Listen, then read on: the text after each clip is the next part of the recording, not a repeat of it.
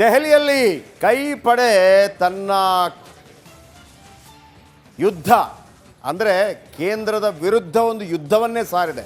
ದೆಹಲಿ ಚಲೋ, ಕರ್ನಾಟಕದಿಂದ ಹೇಳಿದರೆ ದೂರದ ದೆಹಲಿಗೆ ಕೇಳಿಸೋದಿಲ್ಲ ಅನ್ನುವಂಥ ಕಾರಣಕ್ಕಾಗಿ ಎಲ್ಲ ಶಾಸಕರನ್ನು ದೆಹಲಿಗೆ ಕರ್ಕೊಂಡು ಹೋಗಿ ಅನುದಾನ ಕಡಿತ ವಿಚಾರಕ್ಕೆ ಸಂಬಂಧಪಟ್ಟ ಹಾಗೆ ದೊಡ್ಡ ಮಟ್ಟದಲ್ಲಿ ಪ್ರೊಟೆಸ್ಟ್ ಮಾಡಲಿದೆ. ಈ ನಡುವೆ ಕೆಲವು ಶಾಸಕರು ಬರೋದಿಲ್ಲ ಅನ್ನುವಂಥ ವಿಚಾರಗಳು ಬಂದಾಗ KPCC ಅಧ್ಯಕ್ಷರು ಮತ್ತು ಮುಖ್ಯಮಂತ್ರಿ ಸ್ವತಃ ಎಲ್ಲರಿಗೂ ಕೂಡ ನೀವು ಬರಲೇಬೇಕು ಅಂತೇಳಿ ತಾಕೀತು ಕೂಡ ಮಾಡಿದ್ದಾರೆ. ನಾಳೆ ದೆಹಲಿಯಲ್ಲಿ ಮೊಳಗಲಿದೆ ಕರ್ನಾಟಕದ ಕೂಗು. ನಾವು 4.5 ಲಕ್ಷ ಕೋಟಿ ರೂಪಾಯಿ GST ಕಟ್ತೀವಿ, ನಮಗೆ ವಾಪಸ್ ಬರ್ತಾ ಇರೋದು 42,000 ಕೋಟಿ ಮಾತ್ರ.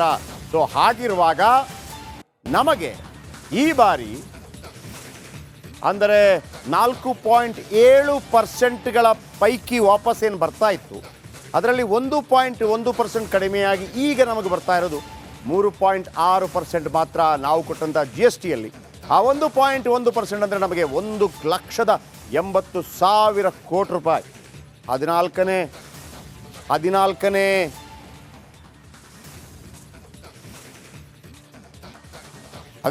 ಹಣಕಾಸು ಆಯೋಗದ ತನಕ ನಮಗೆ ಬರಬೇಕಾದ ದುಡ್ಡು ಕರೆಕ್ಟಾಗಿ ಬರ್ತಾ ಇತ್ತು. ಆದರೆ 15ನೇ ಹಣಕಾಸು ಆಯೋಗದಲ್ಲಿ ಕೆಲವು ಬದಲಾವಣೆಗಳನ್ನು ಮಾಡಿದ ನಂತರ ಕೇವಲ ನಾವು ಮಾತ್ರವಲ್ಲ, BJPಯೇತರ ಸರ್ಕಾರಗಳು ಎಲ್ಲೆಲ್ಲಿ ಇದೆ ಅವರಿಗೆ ದುಡ್ಡು ಸಿಗ್ತಾ ಇಲ್ಲ ಅನ್ನುವಂಥ ಮಾತನ್ನು ಜೋರಾಗಿ ಹೇಳುವಂಥ ದಿಕ್ಕಿನಲ್ಲಿ ದೆಹಲಿಗೆ ದಂಡಯಾತ್ರೆ ಮಾಡಿದ್ದಾರೆ ಕಾಂಗ್ರೆಸ್ ನಾಯಕರು. ಒಂದು ಕಡೆ BJP ಇದಕ್ಕೆ ಆರೋಪ ಪ್ರತ್ಯಾರೋಪವನ್ನು ಮಾಡ್ತಾ ಇದೆ. ನೀವೆಷ್ಟೇ ಪ್ರಯತ್ನ ಪಟ್ಟರೂ ಕೂಡ ಇದರಿಂದ ಏನು ಲಾಭ ಇಲ್ಲ. ಮುಂದಿನ 16ನೇ ಹಣಕಾಸು ಆಯೋಗ ಈಗಾಗಲೇ ತಮ್ಮ ಸಿದ್ಧತೆಗಳನ್ನು ಮಾಡಿಕೊಳ್ತಾ ಇದೆ. ಅವರ ಮುಂದೆ ನಮ್ಮ ಅಹವಾಲುಗಳನ್ನಿಟ್ಟರೆ ಮಾತ್ರ ಲಾಭ ಇದೆ ಅನ್ನುವಂಥದ್ದು. ಮತ್ತೊಂದು ಕಡೆ ನೀವು ನೋಡ್ತಾ ಇದ್ದೀರಿ, ಏರ್ಪೋರ್ಟ್ನಲ್ಲಿ ಯಾರನ್ನು ಕರ್ಕೊಂಡು ಹೋಗ್ತಾ ಇಲ್ಲ, ಒಬ್ಬೊಬ್ಬರಾಗಿ ನೀವು ಬರಬೇಕು ಅನ್ನುವಂಥ ಫರ್ಮಾನು ಹೊರಡಿಸಲಾಗಿದೆ.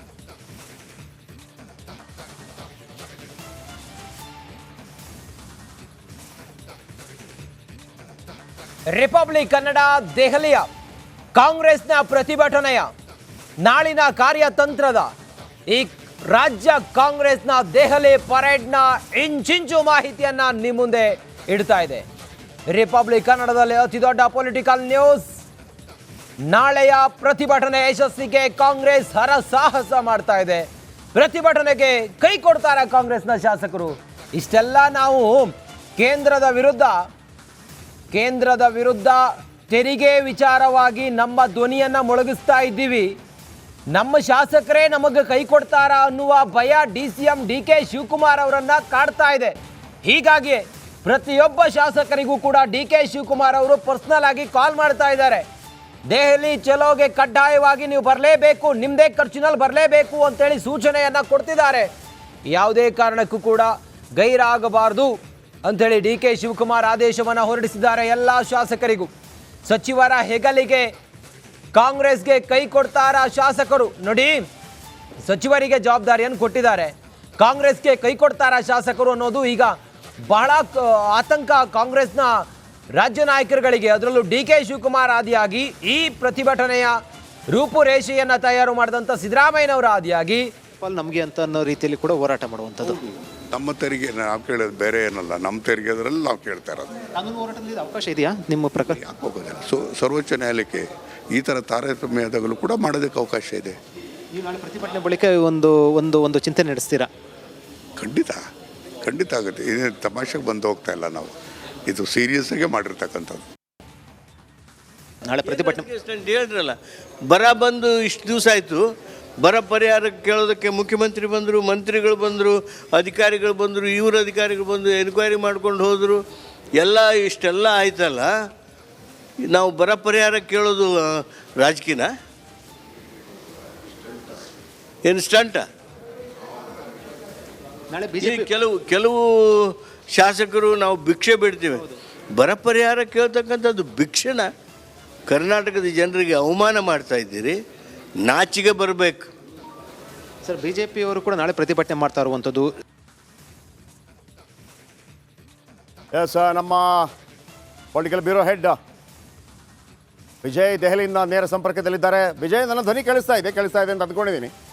ನಿಮಗೆ ಏನು ಅನಿಸುತ್ತೆ ಇದನ್ನೆಲ್ಲ ನೋಡಿದಾಗ? ಇದು ಅಚಾನಕ್ಕಾಗಿ ಒಂದೇ ಕ್ಷಣಕ್ಕೆ ಒಂದು ಐಡಿಯಾ ಬಂದು ಇಲ್ಲ ನಮಗೆ ತೊಂದರೆ ಆಗ್ತಾ ಇದೆ, ಕಾಂಗ್ರೆಸ್ ಸರ್ಕಾರ ಇದರ ಬಗ್ಗೆ ಒಂದು ದೊಡ್ಡ ಹೋರಾಟವನ್ನು ಮಾಡಬೇಕು, ದೆಹಲಿಗೆ ಹೋಗಬೇಕು, ಈ ಪ್ಲ್ಯಾನ್ ಆಫ್ ಆ್ಯಕ್ಷನ್ನು, ಆಮೇಲೆ ಅದಕ್ಕೆ ಕಂಡುಕೊಂಡಂಥ ರೀತಿ, ಒಂದು ವಾರದ ಹಿಂದೆ ಇದರ ಬಗ್ಗೆ ಯಾವುದೇ ಚಕಾರ ಇರಲಿಲ್ಲ, ಸಡನ್ನಾಗಿ ಒಂದು ಪ್ಲ್ಯಾನ್ ಆಫ್ ಆ್ಯಕ್ಷನ್ ಬಂತು, ಹೋಗ್ತಾ ಇದ್ದಾರೆ.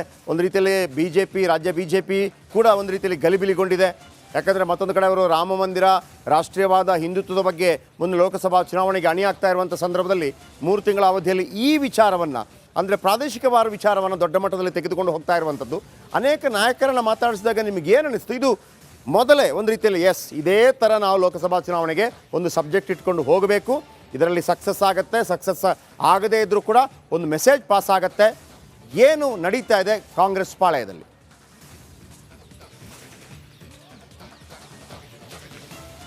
ಜಯಪ್ರಕಾಶ್, ಎಕ್ಸಾಕ್ಟ್ಲಿ ಇದು ಸಡನ್ ಆಗಿ ಏನು ನಿರ್ಧಾರ ಆದಂಥದ್ದಲ್ಲ.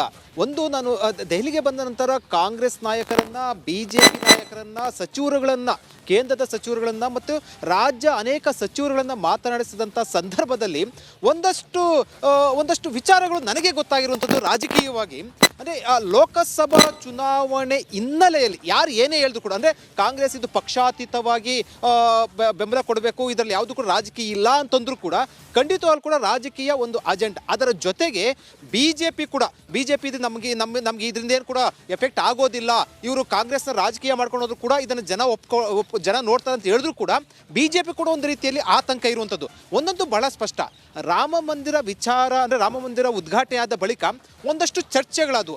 ಅದಾದ ಬಳಿಕ ಯಾವಾಗ DK ಸುರೇಶ್ ಹೇಳಿಕೆ ಕೊಟ್ಟರು, ಅದು ಒಂದು ರೀತಿಯಲ್ಲಿ ಕಾಂಗ್ರೆಸ್ಗೆ ಪರವಾಗಿ ಕೂಡ ವಾತಾವರಣ ಸೃಷ್ಟಿಯಾಯಿತು. ಒಂದು ರೀತಿಯಲ್ಲಿ ಬಿಜೆಪಿ ದೊಡ್ಡ ಮಟ್ಟದಲ್ಲಿ ವಿಚಾರ ಪ್ರಸ್ತಾಪ ಆದಾಗ ವಿರೋಧವಾಗಿ ಕೂಡ ಚರ್ಚೆ ಆಯಿತು. ಇದೆಲ್ಲ ಆದ ಬಳಿಕ ಒಂದು ವಿಚಾರವನ್ನು ಜನತೆಗೆ ಮುಟ್ಟಿಸಬೇಕಾಗಿತ್ತು. ಯಾಕೆ ಅಂತಂದರೆ ಅದು ನಿರ್ಧಾರ ಕೈಗೊಂಡ್ರೆ ಕನ್ನಡದ ಅಸ್ಮಿತೆ ಅನ್ನೋಂಥದ್ದು ಒಂದು, ಜೊತೆಗೆ ದಕ್ಷಿಣ ಭಾರತದ ರಾಜ್ಯಗಳಿಗೂ ಅನ್ಯಾಯ ಆಗುತ್ತೆ ಅನ್ನೋಂಥ ಒಂದು ಸಂದೇಶ ರವಾನೆ ಮಾಡಬೇಕಾಯಿತು. ಆ ನಿಟ್ಟಿನಲ್ಲಿ ಇತಿಹಾಸದಲ್ಲಿ ಮೊದಲ ಬಾರಿಗೆ ಮುಖ್ಯಮಂತ್ರಿ ಒಬ್ಬರು, ಕರ್ನಾಟಕದ ಮುಖ್ಯಮಂತ್ರಿ ಮತ್ತು ಇಡೀ ಪಕ್ಷದ ಶಾಸಕರು ಮತ್ತು ಸಚಿವರು ಬಂದು ಪ್ರತಿಭಟನೆ ಮಾಡ್ತಾ ಇರೋದು ಮೊದಲ ಬಾರಿಗೆ. ಈ ಹಿನ್ನೆಲೆಯಲ್ಲಿ ಬಿಜೆಪಿಗೆ ಒಂದು ಕೌಂಟರ್ ಕೊಡಬೇಕಾಯಿತು, ಬೇರೆ ಯಾವುದು ಕೂಡ ವಿಚಾರ ಇಲ್ಲ. ಈಗ ಕೇಂದ್ರದ ಅನುದಾನ ತಾರತಮ್ಯ ಆಗ್ತಾ ಇದೆ ಅನ್ನೋದನ್ನು ಬಿಟ್ಟರೆ ಬಿಜೆಪಿ ವಿರುದ್ಧ ಬೇರೆ ಏನು ವಿಚಾರ ಇಟ್ಕೊಂಡು ಕಾಂಗ್ರೆಸ್ ಪ್ರತಿಭಟನೆ ಮಾಡಕ್ಕೆ ಮುಂದಾಗಬಹುದು, ಯಾವುದು ಕೂಡ ವಿಚಾರ ಇಲ್ಲ. ಈ ಹಿನ್ನೆಲೆಯಲ್ಲಿ ಅದು ಲೋಕಸಭಾ ಚುನಾವಣೆ ಹತ್ತಿರ ಇರುವಂಥ ಸಂದರ್ಭದಲ್ಲಿ ಅದು, ಯಾಕಂದರೆ ಇಡೀ ಕಲಾಪದಲ್ಲಿ, ಸಂಸತ್ ಕಲಾಪದಲ್ಲೂ ಕೂಡ ಈ ವಿಚಾರ ಪ್ರಸ್ತಾಪ ಆಯಿತು.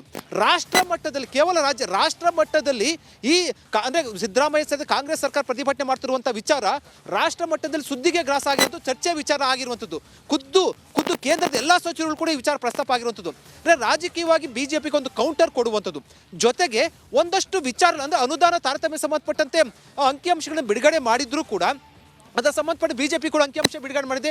ಯಾರು ತಪ್ಪು ಯಾರು ಸರಿ ಅನ್ನೋದು ಇನ್ನೂ ಕೂಡ ಚರ್ಚೆ ವಿಚಾರ ಆಗಿರುವಂಥದ್ದು. ಆದರೆ ಒಂದೊಂದು ಬಹಳ ಸ್ಪಷ್ಟ, ಅಂದರೆ ಕಾಂಗ್ರೆಸ್ನ ಈ ಪ್ರತಿಭಟನೆ ರಾಜಕೀಯವಾಗಿ ಚರ್ಚೆಯ ಜೊತೆಗೆ ಅದು ಲೋಕಸಭಾ ಚುನಾವಣೆ ಮೇಲೆ ಎಷ್ಟರ ಮಟ್ಟಿಗೆ ಪರಿಣಾಮ ಬೀರಬಹುದು ಅನ್ನೋಂಥದ್ದು ಚುನಾವಣೆ ಬಳಿಕ ಗೊತ್ತಾಗುತ್ತೆ. ಆದರೆ ಕಾಂಗ್ರೆಸ್ ಇದನ್ನು ಒಂದು ರಾಜಕೀಯ ಅಸ್ತ್ರವನ್ನಾಗಿ ಬಳಸಿಕೊಳ್ಳುವಲ್ಲಿ ಯಶಸ್ವಿ ಆಗಿರುವಂಥದ್ದು ತಕ್ಷಣಕ್ಕೆ. ಆದರೆ ಮುಂದೆ ಇದು ಯಾವ ತಿರುವನ್ನು ತೆಗೆದುಕೊಳ್ಳುತ್ತೆ, ಲಾಭ ಎಷ್ಟಿದೆ ಅನ್ನೋದನ್ನ ಕಾದು ನೋಡಬೇಕಾಗಿದೆ. ಆದರೆ ಇದೆಲ್ಲನೂ ಹೊರತುಪಡಿಸಿದ್ರೆ ಜಯಪ್ರಕಾಶ್, ರಾಜ್ಯದ ಅಭಿವೃದ್ಧಿ ದೃಷ್ಟಿಯಿಂದ ಮತ್ತೊಂದು ಕಡೆ ಅನುದಾನ ಬಿಡುಗಡೆ ಆಗಿದೆಯೋ ಇಲ್ವೋ ಎಷ್ಟು ಅನ್ನುವಂಥದ್ದು ಕೂಡ ನಿಜವಾದ ಸತ್ಯಾಂಶ ಹೊರ ಬರಬೇಕಾಗಿದೆ. ಅಥವಾ ಅದು ನಿಜವಾಗ್ಲೂ ಕೂಡ ಒಂದು ಜನತೆಗೆ ಪರ್ಫೆಕ್ಟ್ ಚಿತ್ರಣ ಬರಬೇಕಾದ ಅವಶ್ಯಕತೆ ಇರುವಂಥದ್ದು Jayaprakash. Thank you Vijay, thank you very much.